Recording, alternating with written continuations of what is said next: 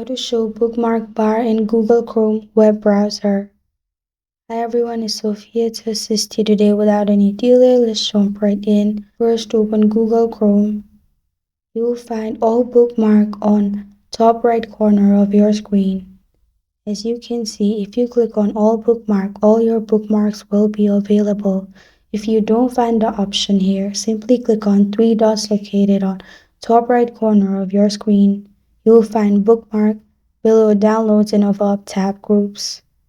Click on bookmark and go to bookmark manager. After that, you'll find this kind of screen pop up. In here, you'll find all your bookmarks. After that, you're good to go. This is how to show bookmarks bar in Google Chrome web browser. Thank you for joining me today. If this video helps you out, please leave a like and subscribe for more. Got a question or want to suggest a topic, comment below. I'm Sophia signing off until next time.